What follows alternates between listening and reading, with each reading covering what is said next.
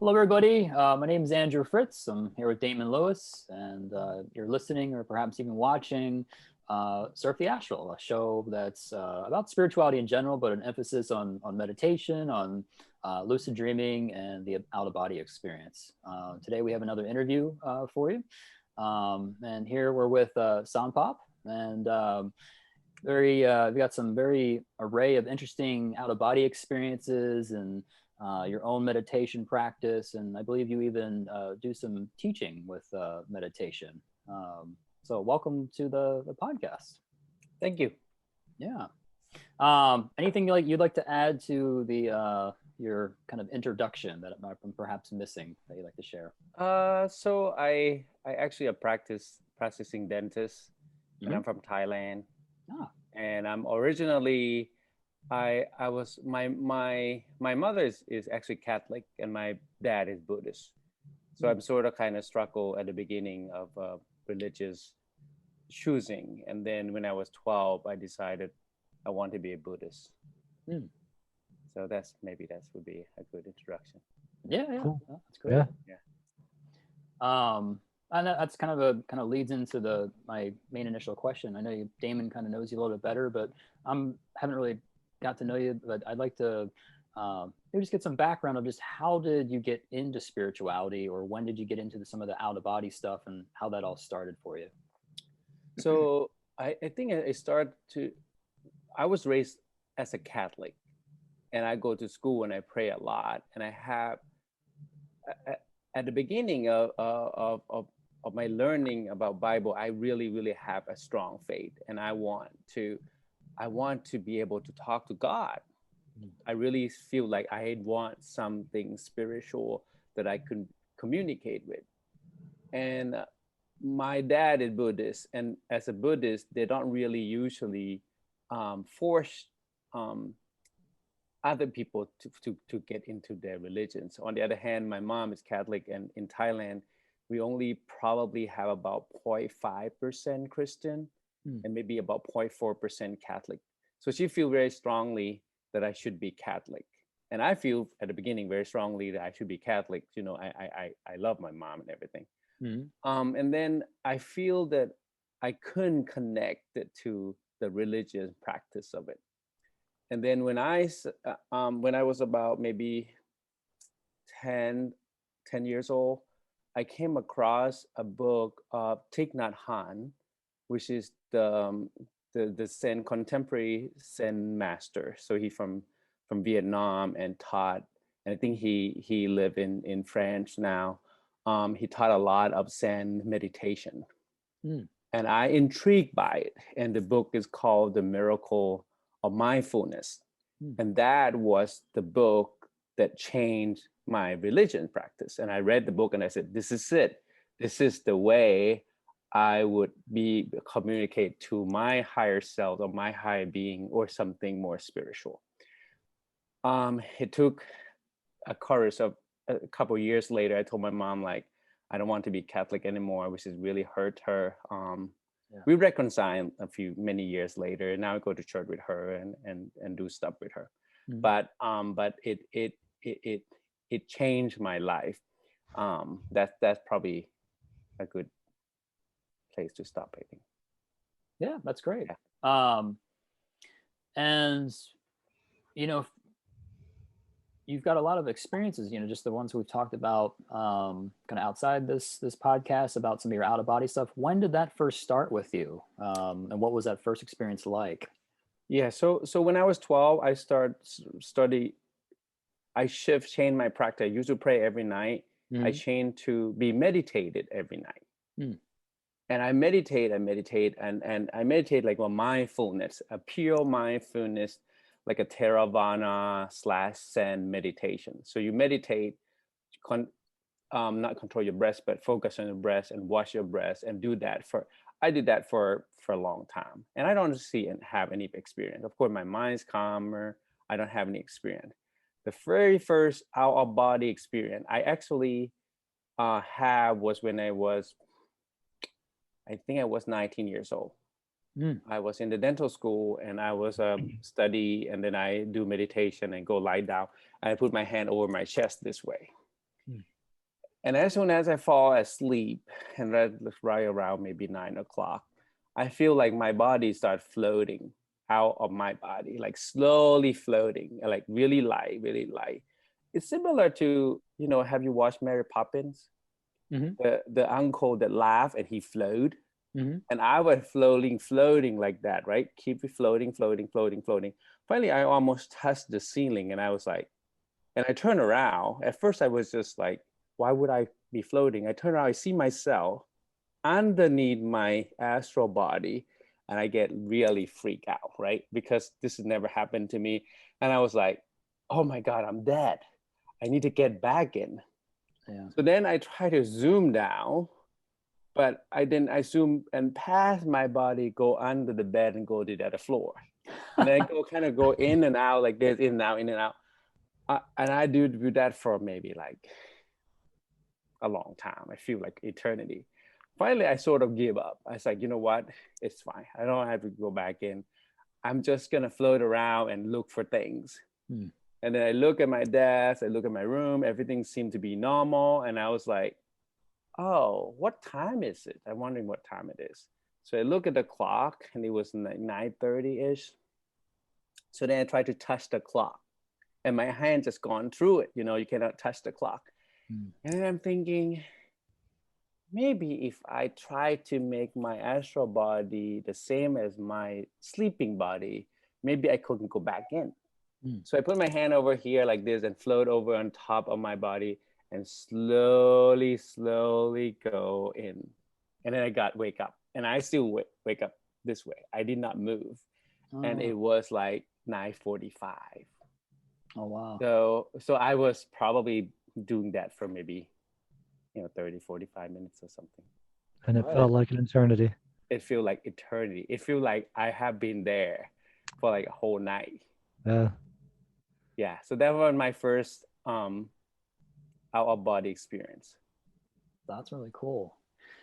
So from that experience, did you kind of, and you mentioned kind of that, oh, I think am I dead? Am I dying or something? Or I think that's common, I've heard, with a lot of people's initial ones. Did you leave that experience and just say, oh, I know that I'm much more than my body, and it was kind of a confirmation for you? Or did it take even more experiences to have that more clarity or a certainty, I guess? Yeah, so at the time I was, when I studied Buddhism at the time, I'm pretty non-sectarian Buddhist at the time. So I don't believe in these, I was just my mind makeup. It was just a dream.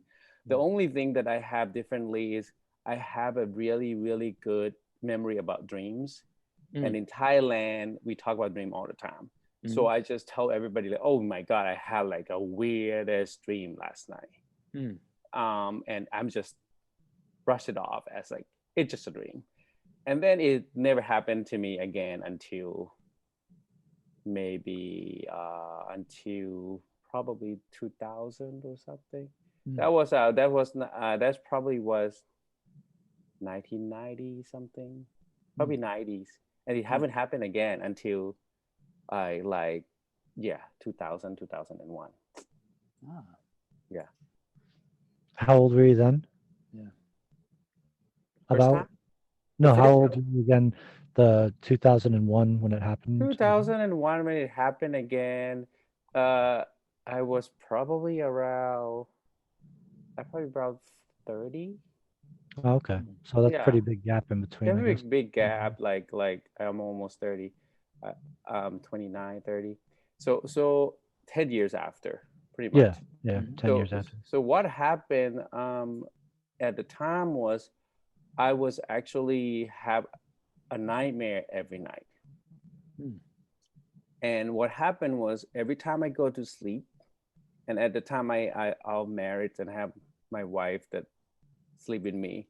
And every night I'll wake up and I said, I don't want to go back to sleep again because every night I'll kill zombie. So I close my eye and I just put my bazooka up and I start killing them, right? And killing them. And I just run away and kill them, run away, kill them. And every night repeatedly for probably about maybe 2-3 months. And I would like hardly sleep because I don't want to go back to sleep because it's just crazy. Now, one day I realized that, I just cannot do this anymore. It's very tiring. There must be some self-help book. So I looked into psychiatry, psychology, self-help book. I couldn't find it. I just like, you know what, I couldn't find anything. So then I was like, so go back a little bit. When I started to learn Buddhism, at first I started with the traditional Theravada basic Buddhism, and then I go into study Zen, and then I studied Tibetan Buddhism, which is my favorite. So then when I couldn't find any self-help books, then I go to the section about Tibetan book, and I said, you know what, I'll find some Tibetan book and just read, meditate or something and fix it. And then I grab a book, it called the Yoga of Dream and Sleep. And it's a Bon Tibetan Buddhism. And it was written by, I think, a Tenzin Wangyal Rinpoche. Okay. Yeah. And it was a wonderful, wonderful book. And I started reading it. And as soon as I read it, that was the last time I had bad dream. I never had bad dreams since then. The zombie never come back. And I started to naturally have a lucid dreaming. After I read that book, I realized that I actually naturally have lucid dreaming because I can go back and sleep. Sometimes I dream and then I'm going to go back and dream the same thing again to continuous like that. But I didn't know what they call. And I don't know I can control it, but I actually could naturally control it. Then I started to learn, and he basically teach about do meditation and focus on certain chakra, and by focus on different chakra, it keep your mind still, and when you dream, you can recognize your dream and start to have lucid.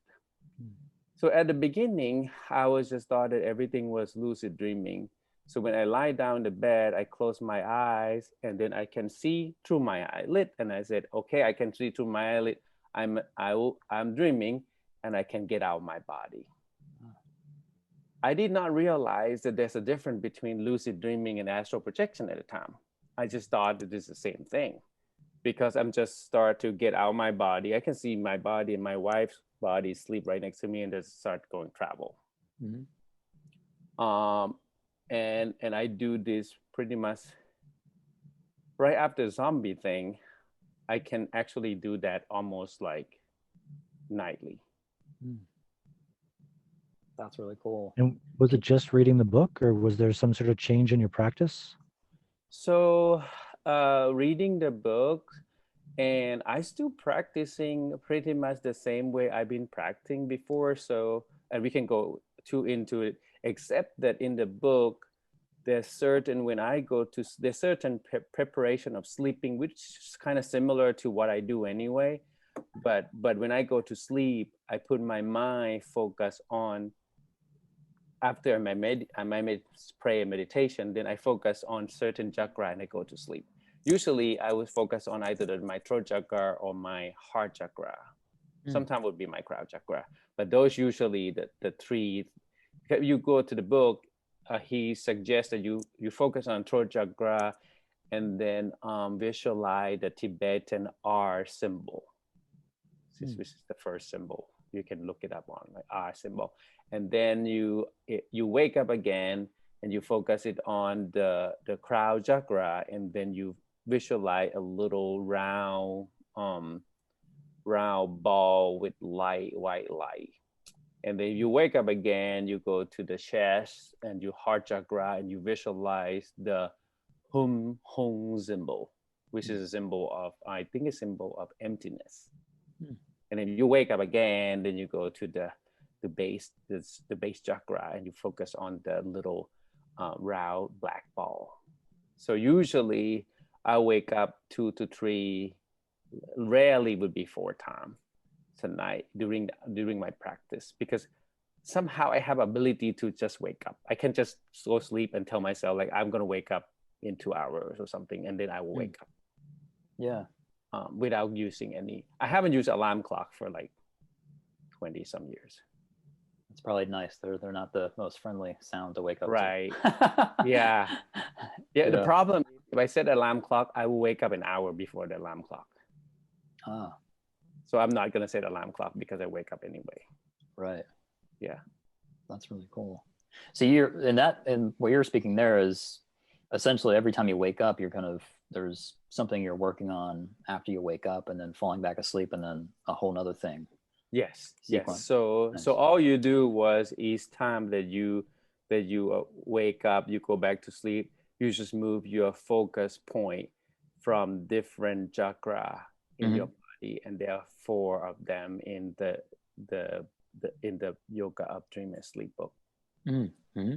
Yeah, it's just part of the meditation. It's actually kind of fun to do. Yeah. Yeah.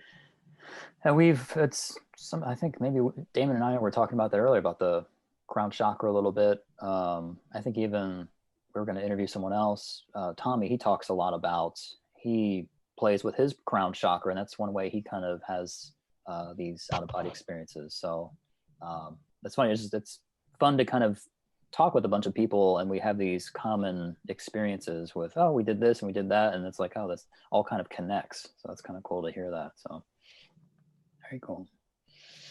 Damon, did you have a question or? No, you can take the lead, and because I've talked to Sompop so many different times. Okay. I want to make sure that, whatever questions to kind of get his background, Yeah, that sounds good.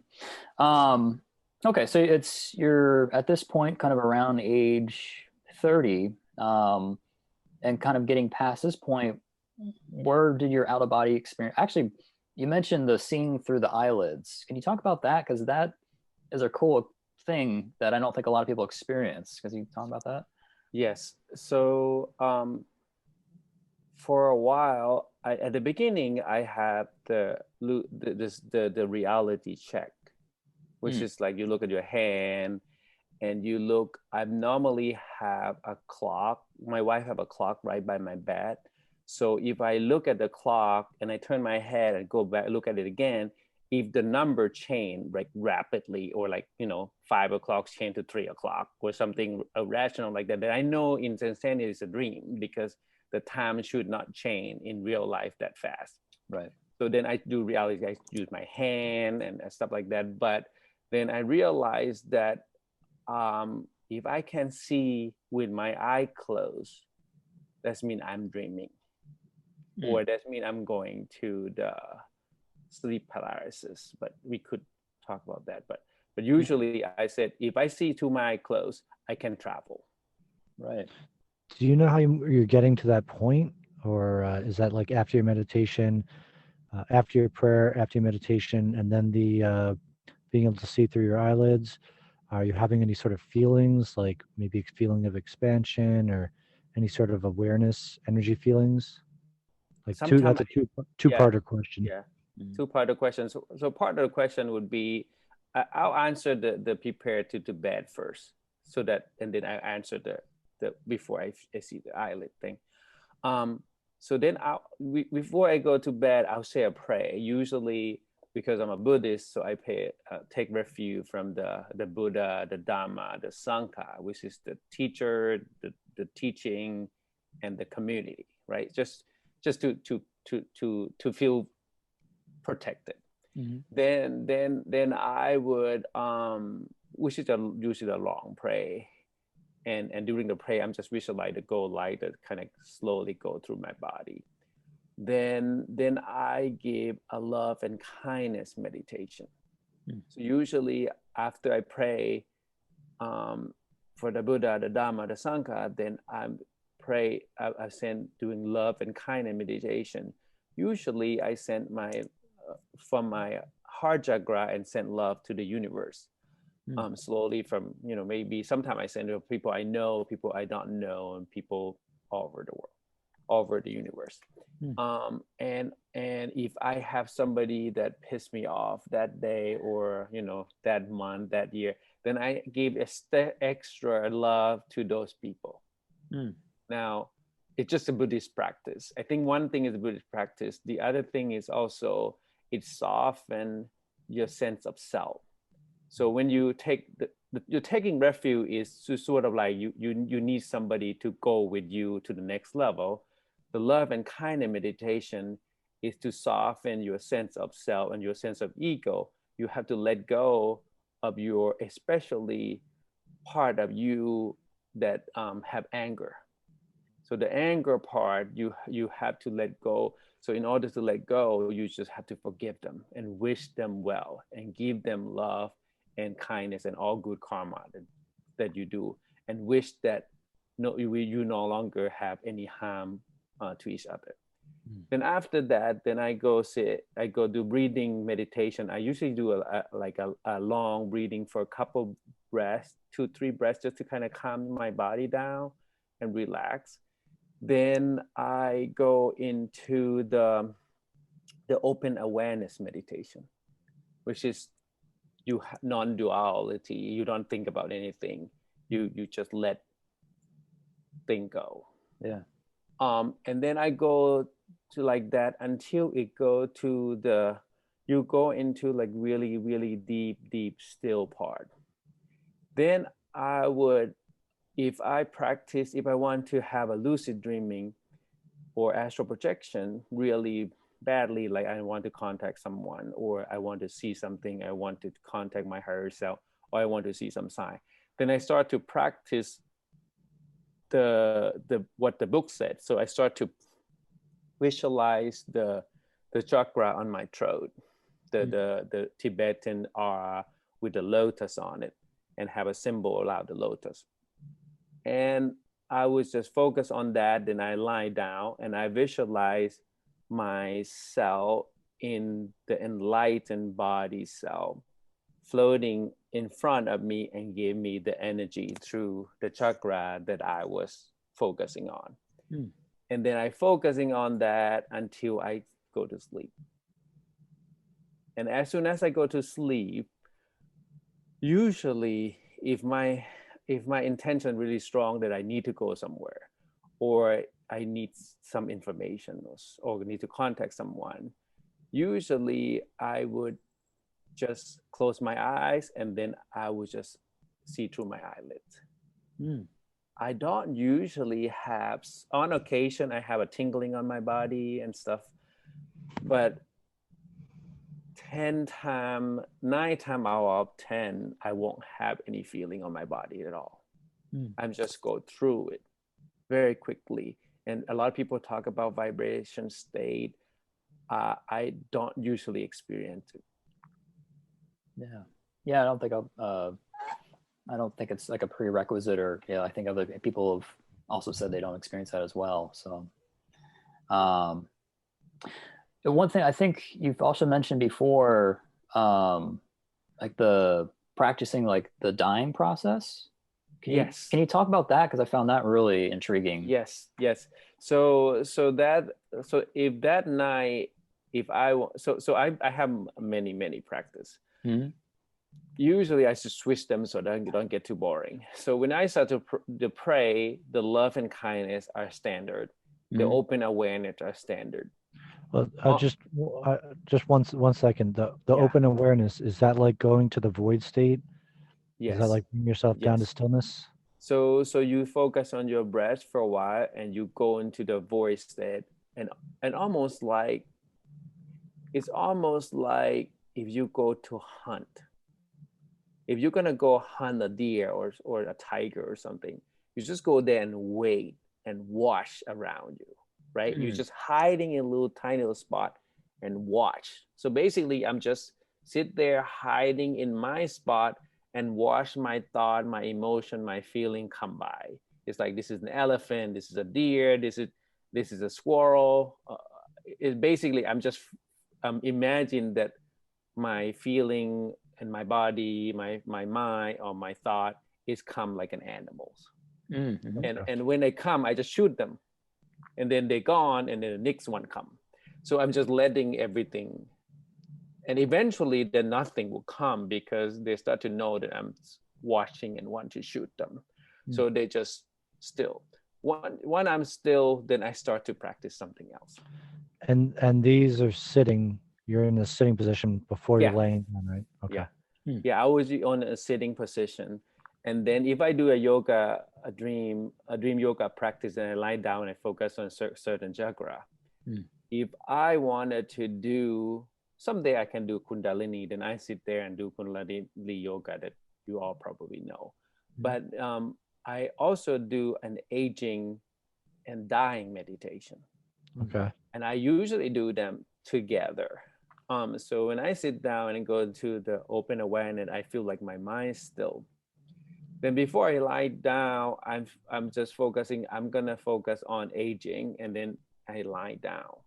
When I lie down, then I just focus on my body when I was born as a little baby and slowly grow to my current self. Then I visualize myself slowly age, like my hair start to turn gray and start to fall out, my skin get wrinkles, my bones start to ache, and my body shrinking, and I can visualize in my internal organs start to kind of go into the aging process, and I start to have pains and uncomfortable, hard time breathing, hard time moving, etc. All stuff. So when I go to like feel like I'm 100 years old man, then I start to practice dying. So I move to the next one, which is the dying practice. Then I practice that because of in Buddhism there's a 5 element, right? The earth, the water, the air, and the fire. So I focus on each element. Like when you're dying, your earth element gonna start to get stiff. Your body start to get stiff. So you slowly get stiff. You lose your breath, which is the air. Your fire disappear. Your water just run everywhere. Then I become a corpse, right? And the corpse go to rigor mortis, which is stiffen up, and then start to decay. Now, depending, someday if I wanted to feel like I'm slowly dying, I'm just gonna think about I'm aged, I'm old, and slowly decay. I'm slowly dying. Some night I feel like I want to have somebody kill me. So that I'm imagine someone chop my head off and cut my flesh off and feed to the animals. Kind of cruel, right? But I want to get rid of a sense of myself. Then my body start to decay. Either somebody chop it off, cut it little pieces, animal come eating, or my body just crops just decay and slowly bloating, and maggot come and start to decay, smell disgusting. There's a like what do you call it in English? Like there's a fluid and things everywhere. They fly. The animal come to eat and stuff like that, and slowly go into you have nothing left but the bones. And then with the wind, the sun, the water, the rain, eventually the bones start to decay to nothing. And then I go to sleep. Wow. That's a lot. That's very cool though. Sweet dreams, everybody. Yeah. All right, that's all we got for you tonight. Sompop just delivered your nightmares. Yeah, when you're talking about the chopping the head reading off, a bedtime story to my kids. I was thinking of the Mortal Kombat. I was getting all the Mortal Kombat pictures from that game. I don't know if you guys have played that game at all. Yeah. Oh yeah. I actually remember the chopping the head off. I usually would imagine an angels with the wings, with a white horse, with a sword, and come and chop my head off, and the blood shooting everywhere. It's gonna sound very gruesome, and then cut my heart off and feed it to the animals, and then this animal come and eat my body. That's really cool though. People probably think I'm crazy right now. But it just cut off. So the next thing you do to lose your sense of self is you cannot be attached to your body. Yeah. In order to not attach to your body, you have to meditate on it that your body is not permanent thing. Right. Somebody can either come kill me, I can drop dead with some other disease, and it's even if I'm doing nothing to it, it's gonna slowly decay anyway. So there's nothing for me to attach to. So that's part of preparing, go to bed, so that just in case that I wake up in the morning and I wake up to the next world, I don't have to worry about my body. I'm already get rid of it. Right. Just to throw this out there, I'm sure there's different ways if people want to meditate on something different. Not that I'm obviously Sompop knows exactly what he's talking about. Really, I know Sompop knows what he's talking about. But if I've heard of like using, visualizing an eraser. I don't actually know if it works, but I've heard of visualizing erasing your body like a giant pencil with an eraser. Or just when you're saying that, what comes to mind is like the movie Back to the Future. If you wanted to think about your body slowly disappearing, like somebody in the future is not, like Michael J. Fox is not doing his job correctly, and all of a sudden you're slowly disappearing. I'm sure there's other ways to visualize non-attachment to your body. So maybe you give us a little insight, just if I'm correct a little bit, and you're just trying to detach the feeling of your body and your attachment to your body. Is that's the point of doing that, right? That's the point of the dying exercise. The point of dying exercise, in Buddhism, you should not attach to anything because, like, your body is not yours, and so in order to be enlightened, is to lose sense of self. And it sounds kind of bad, but imagine a bunch of tradition is talk about the Buddha natures, and if the Vedic would talk about, the Hindu would talk about this, the sense of oneness. So in order to come, because we are part of, if I'm a Buddhist, I believe that I have a Buddha nature, and my Buddha nature is the same as your Buddha natures. The only thing that I'm recognized, I'm different than you because I'm have ignorance. So these are all ignorant that manifests stuff that make me not feel the same way you feel, not feel connected, not all in ones. And that's just part of expanding your consciousness. Yeah, so it's like taking your dream character as being part of the larger dream, God's dream, the universal Right. dream, and Right. erasing it and not being afraid of it. It's like you're a dream character in the larger mind and saying, okay, I cannot exist anymore, and not having to be afraid of the fact that, what happens after you don't exist. Right. Right. Because most people are afraid of dying or afraid of disappearing. Right. If I intentionally disappear myself and die myself, there's nothing else to be afraid of. Yeah. It's kind of, I think it's that the ego part, the part that wants to have like, wants there to be something else. We're all afraid that we just turn to dust and then it's all meaningless or whatever. Right. Right. Yeah. I think do you think that part that I mean, it sounds like really actually all of those practices you just mentioned seem to can be helpful in many different ways, but especially that non-attachment of the physical body. Do you think that has helped you lead into having more of these out-of-body experiences? Yeah, I think a combination between I know that I can control my dream, and then the sense when as soon as I go to sleep and I don't have attachment to my physical body, make me naturally have an astral projection. And I think I didn't try. I didn't even know what it is. I probably done like hundreds of astral projection before I actually know it's called astral projection. I just thought it was just all lucid dreaming. And then I realized that I think I told someone, and someone like, no, that's not a lucid dreaming. And I was like, what are you talking about? I'm like, you can't go out your body in lucid dreaming. And I say, I can go out in my body in lucid dreaming. And they're like, no, that's called astral projection. And then I just started to look it up, like, oh yeah, that's actually called astral projection. That's cool. So can you talk about maybe just can you provide maybe one experience that you'd like to share with everybody, just just starting maybe with a lucid dream experience, and then we can kind of go into an out of body experience maybe you want to share. Yeah, so lucid dreaming experience to me they're both kind of similar. I feel like a lucid dreaming experience are a grosser kind of level, and the astral projection is a higher, a more refined level of it to me. Other people probably have different opinion. Now, when I do lucid dreaming at the beginning, I was just kind of go to sleep and then try to think about lucid dreaming, and I can't think of things, but because I have so many, I can't think of only astral projection right now. But so let me give you example astral projection first, and then if I come back when I can.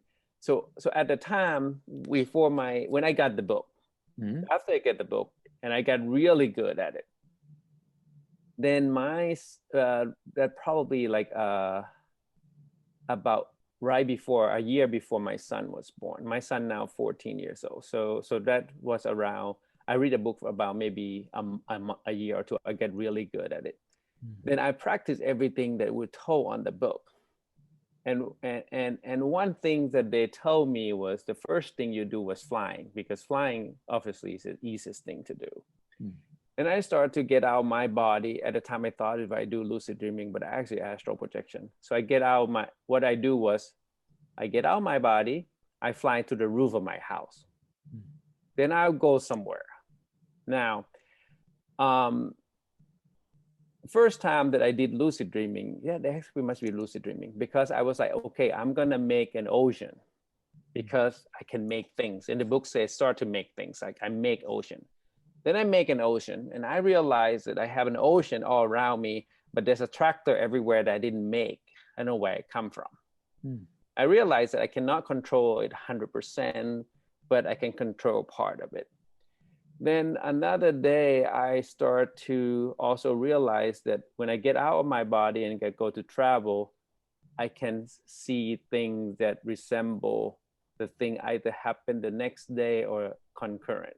For example, I dream, or I astral, I don't know, that I was floating and I can see a little tombstone. It's some kind of king tombstone.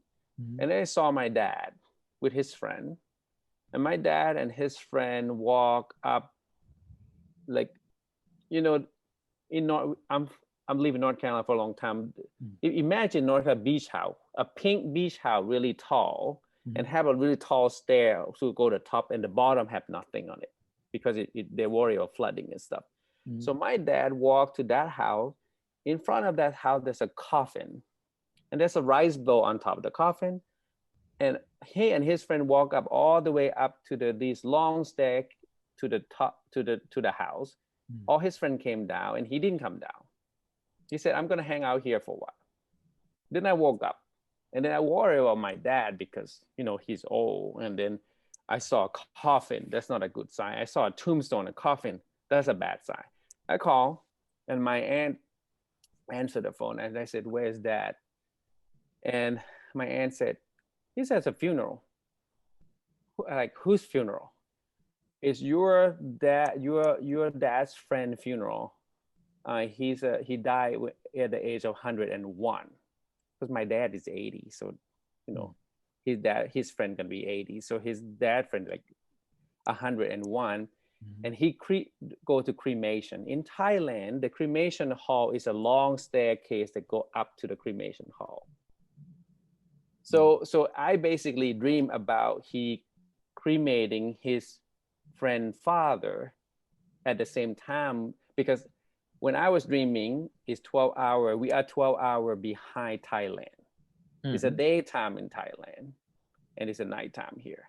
Right. So I don't know that astral projection or lucid dreaming. So that one example. The other example that I do frequently is when my family passed away. Usually, my mom usually tell me like, "Hey, your aunt passed away. Can you find her?" And I usually go into as soon as I see my eyelid close, I go travel and go start to find her. And it took, my aunt passed away about a month after my son was born. And it took me 2 weeks. And finally, at 2 weeks, I woke up with my eyelid closed. I slide down on the bed. I saw her floating in front of me, like on the bottom of the bed. So my astral body got up. I give her a hug and I said, "And where have you been? I'm looking for you everywhere for like 2 weeks. And mom is very worried about you." And my aunt just hugged me and she said, "You know, when I was in the hospital, the lies really hurt me." And she pointed to her arm, "But now I'm fine. Tell mom not to worry." And then because in Thai cultures, when somebody dying, you or somebody dead, you go to ask for forgiveness. So I gave her a hug and I said, "You know, I know that I might, as a kid, I might have said something or do something that make you sad or upset or angry. I just want your forgiveness." And she said, "You know, nothing that you ever done that make me sad or angry. I never upset with you. I loved you." And then she gave me a big hug and she turned into gold dust. Oh, wow. So that probably one of the coolest, I don't know if it's lucid dreaming, astral projection. To me, looking back at the time, I thought it was a lucid dreaming. But now telling the story, but I'm looking back, I actually got up from my body. She came to me in my bedroom. And my wife still sleep like next to me. I had no idea what's going on. But They only knew. that's right. But I did saw her. Wow. So it was nice. Yeah. And she come to visit once a while. Yeah. That's really cool. So is this something kind of like where we're at now? Is this something that happens pretty frequently with you, just kind of on its own? Is it something that's kind of sporadic? Like how does it for you kind of in present time? So I would have a regular dream probably every night, pretty much. I remember pretty much almost all my dream. Yeah. I wrote them down. I'm just lucky to have a very good dream memory. Right. I have a little dream journal. I have an app called Evernote. You guys probably know the Evernote, and I'm just type it in. And every night I just type it in because I would remember the dream, but my dream is so detailed that if I don't write it down right away when I woke up, I would not remember. Right. So and sometimes I see things that I don't even know what it is until I write it down, because in my dream I don't know what it is. For example, I have a dream about I was visiting the floating garden of Babylon, which I don't even know what it is. So I was dreaming that, it's beautiful, and all this column, and it have 3 and it have 7 layer, and it have water floating out, the flower everywhere. There are these hybrid animals that I'm pet them. And then I woke up, I wrote everything down. I told my wife, and she's like, "There's a hanging garden of Babylon." And I was like, "No, I don't even know what that is." But I Googled it. And then it's like, there you go, a hanging garden of Babylon. Actually, she Googled it. She's like, there you go. That's what you told me. See, there's 7 level. There's a Roman column. There's an ark. There's flowers. There's like some kind of mystical creature, animal statue there. Right. But yeah. That's really cool. That's the thing.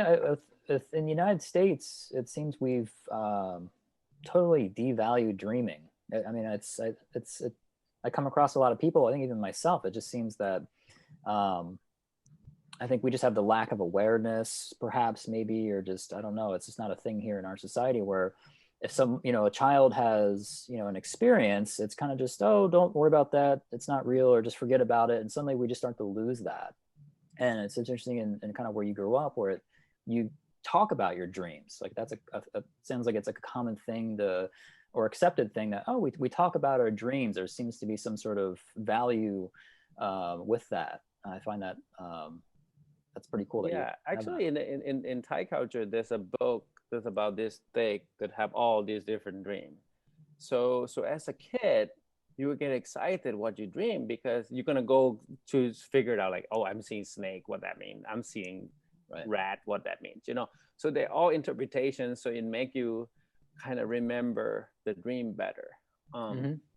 Now I'm just use it as a communicated to my aunt or my grandmother that I couldn't talk to them anymore. And some night I really want to talk to them, then I just, right before I go to bed, I like, I'm thinking about them, and then I see them. Mm. And I'll talk to them. I give them a hug, and my experience in the dream, and some people I heard somebody say this too, that are more real than the real experience. Mm. And you also have I also have a spiritual experience that, hey, sometime, actually, I was listening to a bunch of podcasts about Buddhism, and how, you try to find your guru, and your guru turned out to be not such a nice person, and you kind of lost faith and stuff.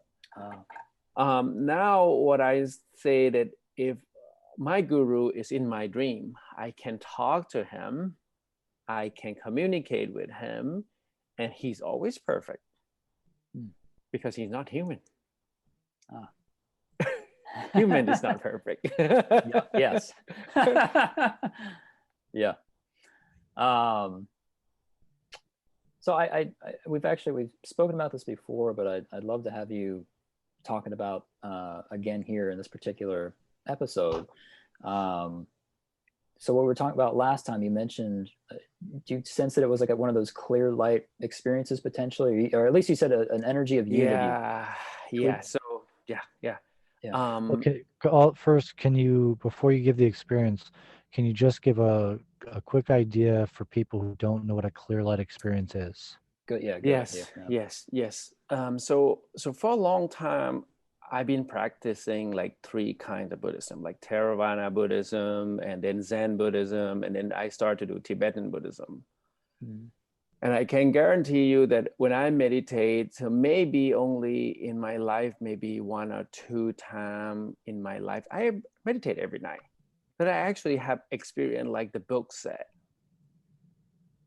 It was not until I started to practice, one, I learned that I can do dream yoga, and I can practice when I'm sleeping. And guess what? When I practice in my sleeping, whatever in the book said, it happens. Now go back to the question about the clear light. So in Tibetan Buddhism, the highest teaching would be at the Tantra, and probably the Doksan, the Sokshen, the Tantra, and then I forgot what the other one was.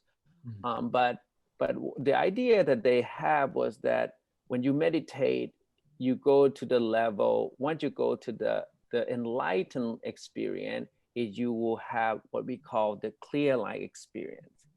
And sometimes it's symbolized by the union between the female and male deity or the Buddhas, in the union, in almost like a sexual intercourse union.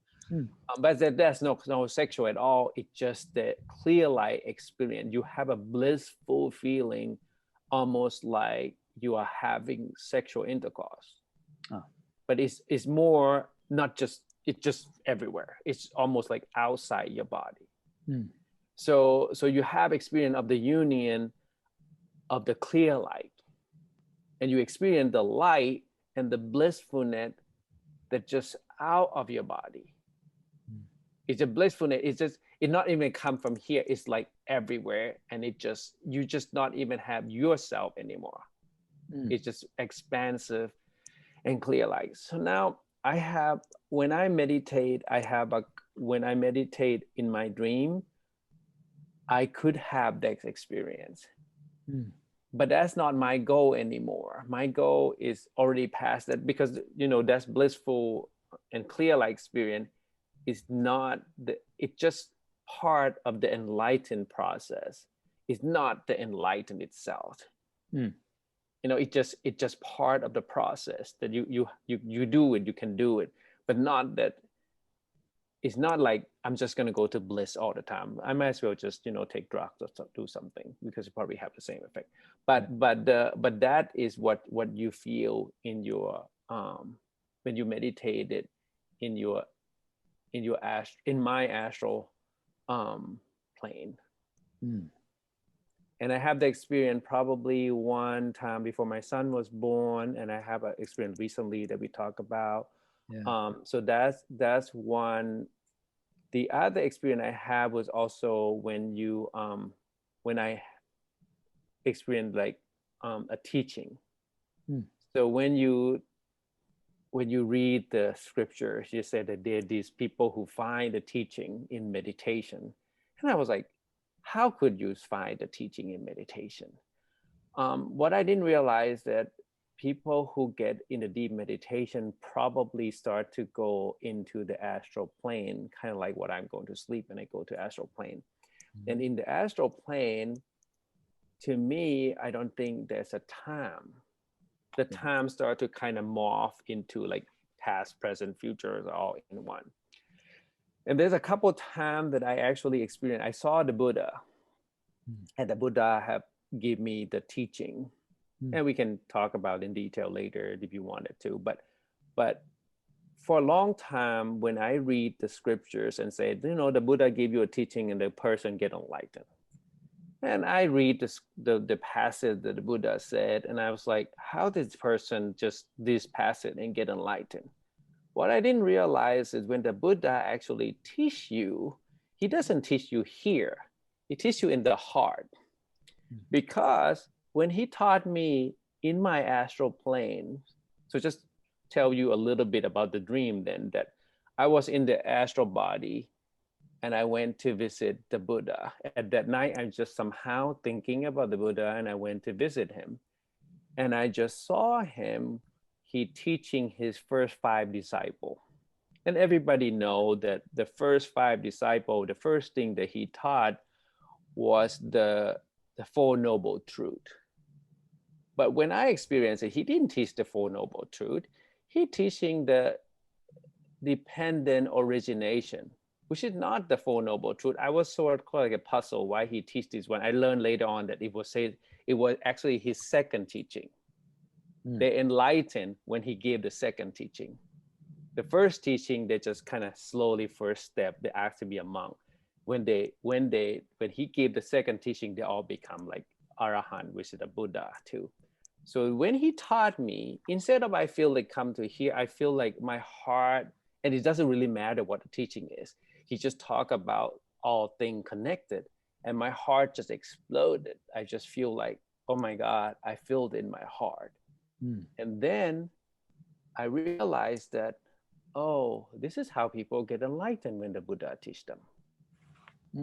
Because he have an insight that know what you stuck and go teach it through your heart, not your head, not thinking. And that was, you know, I saw him maybe 3-4 times. And then I have my other masters. And I told Damon that I met Mary, the mother of Jesus, one time too. Yeah.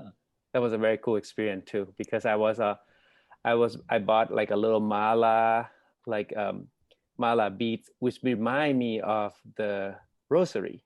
When I was a Catholic, I pray rosary like every night. And I bought this mala from Amazon, and I look at it like, oh, maybe I should return it. It doesn't look nice. Should I keep it? And then, you know what? I asked for the sign.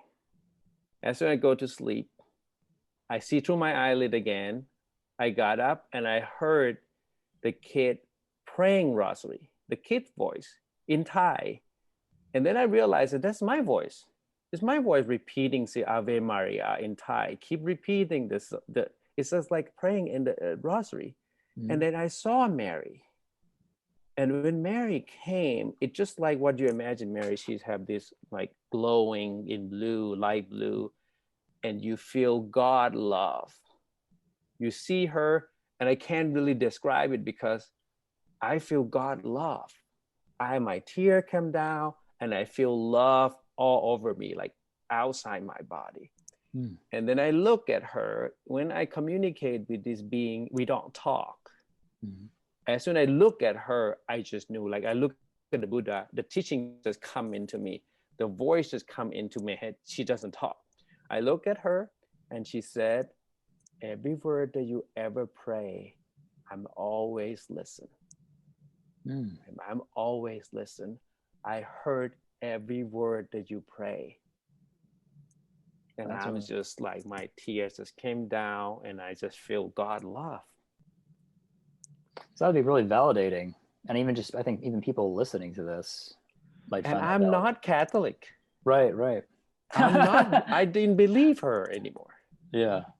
And even more validating, especially for people listening or watching, when Sompop originally told me this story, right? Anybody who's listening or watching can like, oh, that's a nice story or whatever. That's, whether you believe or you don't believe.